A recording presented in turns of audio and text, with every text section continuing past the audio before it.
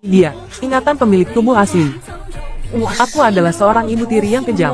Seorang wanita malang yang baru saja melakukan perjalanan waktu ke zaman kuno menemukan banyak sekali lobster air tawar di pantai. Jadi, dia langsung membayangkan peluang untuk menjadi kaya hanya dalam semalam. Setelah kembali, dia pertama-tama mencuci lobster air tawar dengan air.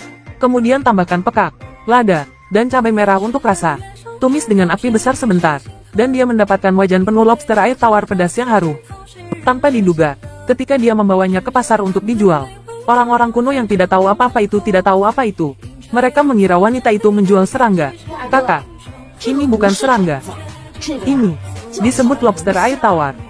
Biar aku beritahu kamu, lobster air tawar ini pasti lebih enak daripada makanan laut apapun yang pernah kamu makan. Mendengar dia mengatakan itu, seorang pria tampan dan pemberani memutuskan untuk mencobanya. Tanpa diduga, dia hanya menggigit sedikit. Dia langsung dibuat takjub oleh rasa pedas dan gurih dari lobster air tawar. Ya Tuhan, lebih enak dari ini. Beri aku semangkuk, aku juga mau semangkuk. Alasan mengapa wanita itu bisa membuat lobster air tawar yang begitu enak.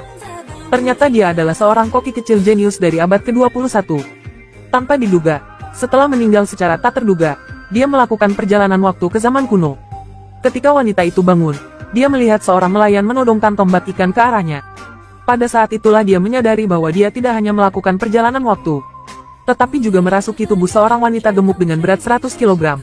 Tepat ketika kedua anak itu berlari memanggilnya ibu, ingatan milik tubuh ini tiba-tiba membanjiri pikirannya. Ternyata ayah dari pemilik tubuh asli, demi 2 tael perak, menjual pemilik tubuh asli kepada seorang nelayan yang istrinya telah meninggal dan memiliki anak tiri.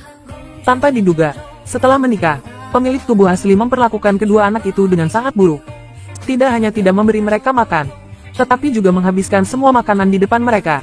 Mungkinkah ini dia, ingatan pemilik tubuh asli? Aku adalah seorang ibu tiri yang kejam, dan memiliki 2 anak. Kalian berdua idiot. Yu memukuli kalian setiap hari, memarahi kalian. Mengapa kalian masih dekat dengannya? Betul, Yu dan Yu Miao. Apakah kau lupa Lu memukuli kalian bagaimana? Ibu, aku tidak menyentuhnya. Jangan pukul aku. Tidak. Tenanglah. Aku tidak akan memukul kalian. Karena sudah di sini, aku harus menerimanya. Tuhan telah memberiku kesempatan untuk hidup kembali. Aku pasti akan menghargainya. Jika kau tidak memukul, aku yang akan memukul. Dan pada saat ini, saudara ipar yang jahat itu bergegas masuk dan ingin memukuli kedua anak itu. Menuduh mereka mencuri dagingnya. Untuk mengubah citra pemilik tubuh asli di hati anak-anak, wanita itu segera menjulurkan kakinya dan membuat saudara ipar itu jatuh ke tanah. Membentaknya, jika kedua anak itu mencuri barang-barangnya, laporkan saja ke pejabat. Saudara ipar yang jahat itu merasa ketakutan setelah mendengarnya.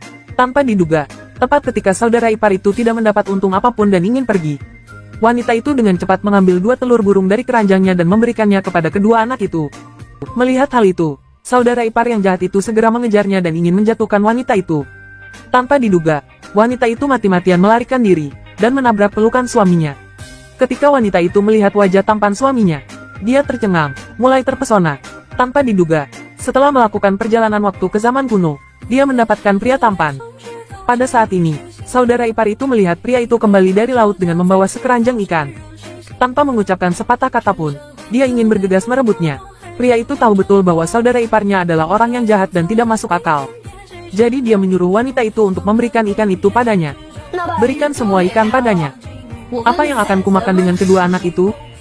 Lumi, jangan tertipu olehnya lagi, meskipun ada daging di rumahmu. Sebelumnya, anak-anak, pernahkah mereka makan daging? Betul, aku. Lupakan saja, aku tidak bisa mengatakan bahwa aku melakukan perjalanan waktu ke sini. Kekacauan yang dibuat pemilik tubuh asli ini, aku harus menanggungnya. Dan pada saat ini, putrinya tiba-tiba tersedak hingga wajahnya memerah. Wanita itu tahu betul bahwa ada makanan yang tersangkut di tenggorokan gadis kecil itu. Jadi, dia segera menggunakan metode pertolongan pertama Heimli untuk menyelamatkannya. Orang-orang kuno yang tidak tahu apa-apa, bagaimana mungkin mereka pernah melihat metode penyelamatan seperti itu? Mereka semua dengan marah memarahi wanita itu, mengira dia membuat alasan untuk menganiaya anak itu. Sampai anak itu memuntahkan setengah telur burung yang tersangkut di tenggorokannya. Barulah semua orang memiliki pandangan baru tentang wanita itu. Pria itu menyadari bahwa dia telah salah paham pada istrinya. Segera berikan uang yang dia peroleh dari menangkap ikan padanya. Berharap dia akan hidup dengan baik di masa depan. Jangan membuat masalah lagi. Pria itu membawa kedua anaknya pergi.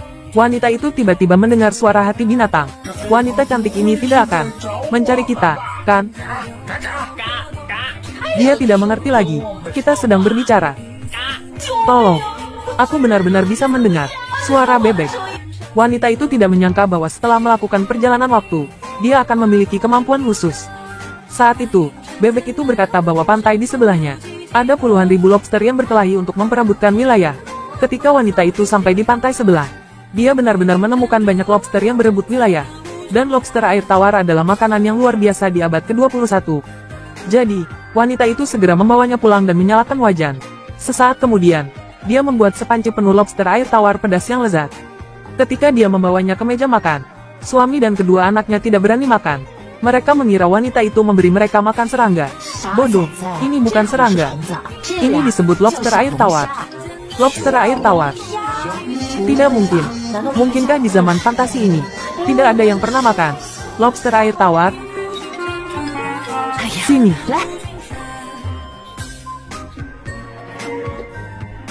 Biar aku coba dulu.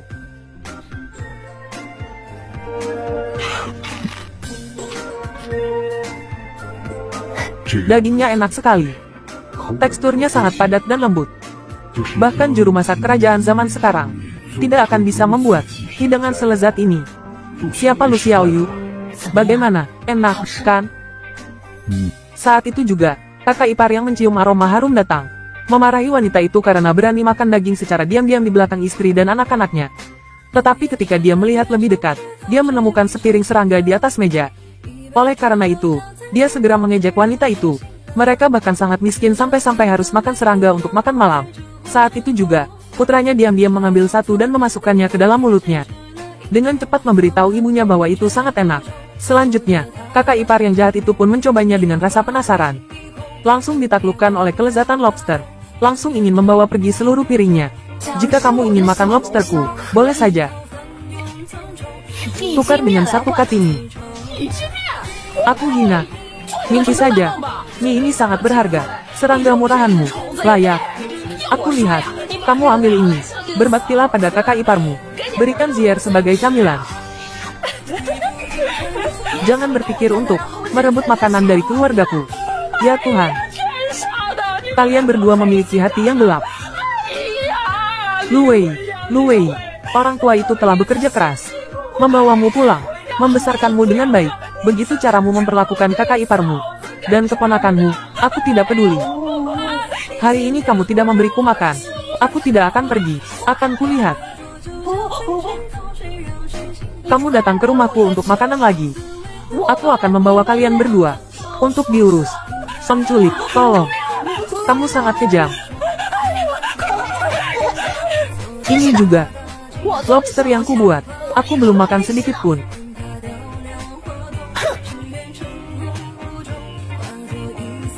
Sisakan untuknya.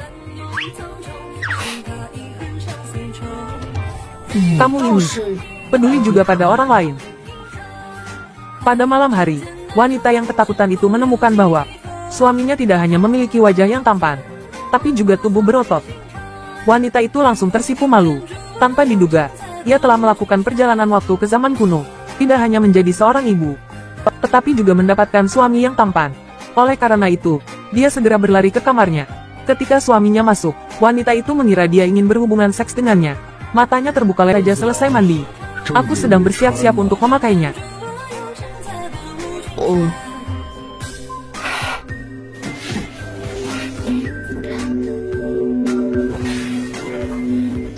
Jendela dingin. Aku tidur di samping jendela. Keesokan harinya dia bangun dan mendapati suaminya sudah pergi melaut untuk menangkap ikan. Saat itu juga, dia mendengar suara hati bebek di luar. Ternyata hari ini akan ada badai di laut. Dia menebak bahwa hari ini akan ada banyak nelayan yang meninggal di laut. Mendengar ini, wanita itu langsung teringat pada suaminya. Oleh karena itu, dia segera mengejar suaminya, memberitahunya bahwa akan ada badai di laut hari ini. Menyarankan suaminya untuk tidak melaut hari ini. Lu Xiaoyu, omong kosong apa yang kamu bicarakan? Kakakku juga pergi melaut. Sudah bertahun-tahun. Apakah ada badai di laut atau tidak? Bagaimana mungkin dia tidak tahu? Apa maksudmu, adik ipar? Kamu meragukanku? Baiklah, berhentilah berdebat. Kamu pulang dulu. Jika kamu benar-benar menghadapi badai besar, kamu harus pergi ke Pulau Jinyin untuk berlindung. Kamu harus mengingatnya. Tenang saja, aku akan pulang dengan selamat. Ketika wanita itu kembali ke rumah, dia melihat setengah ember lobster yang tersisa. Orang-orang zaman dulu belum pernah mencicipi makanan lezat seperti itu. Oleh karena itu, dia langsung mencium peluang untuk menghasilkan uang. Kemudian, dia membawa lobster pedas Sichuan yang telah selesai dibuatnya ke pasar untuk dijual. Tetapi orang-orang zaman dulu tidak tahu apa-apa dan mengira itu adalah serangga sehingga tidak ada yang berani mencobanya. Dan saat itu juga, seorang pemuda tampan yang pemberani memutuskan untuk menjadi orang pertama yang makan lobster. Lebih enak darimu. Beri aku semangkuk. Aku juga mau semangkuk. Semuanya akan kebagian. Jangan terburu-buru. Pelan-pelan. Celupkan dengan saus madu ini. Rasanya lebih enak. Beri aku satu. Terima kasih. Beri aku semangkuk lagi. Enak sekali. Ibu, wanita gendut dari keluarga Lu Laoer ini tidak hanya keluyuran, tetapi juga berani-beraninya keluar dan berjualan. Dia menghasilkan uang, tetapi tidak menghidupi ibunya. Sungguh tidak dapat diterima. Ayo, temukan orang yang tidak berguna ini dan minta uang. Tuan kedua,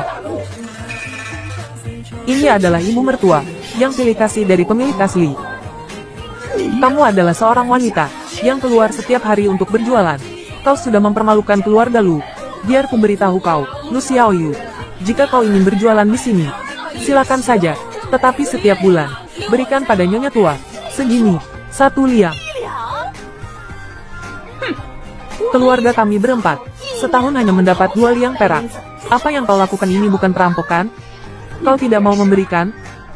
Kalau begitu jangan berjualan lagi. Ku lihat, siapa yang berani menyentuh kiosku?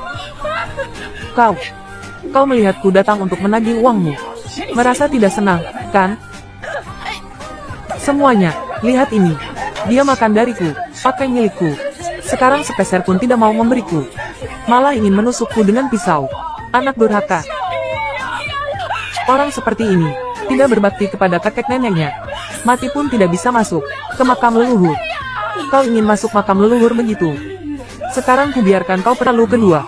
Kali ini sungguh, berkat penilaianmu yang tepat waktu, kita semua selamat dari badai. Benar, jika bukan karena kakak Lu yang memimpin kita menemukan Pulau Jinyin untuk berlindung, kali ini kita semua pasti sudah mati. Tuan muda, kakak, kau tahu, Lu Xiaoyu itu, bagaimana dia tahu akan ada badai, dan juga tahu kemana harus berlindung? Mungkin hanya kebetulan.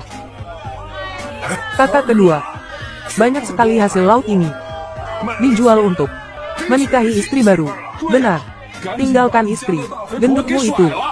Nikahi adikku saja. Rajin bekerja, dan juga membawa keberuntungan.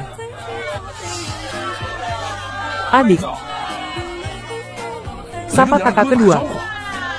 Aku tidak berniat untuk bercerai. Aku melakukan ini kan demi kebaikanmu. Adikku, apanya yang kurang dari istri gendutmu itu?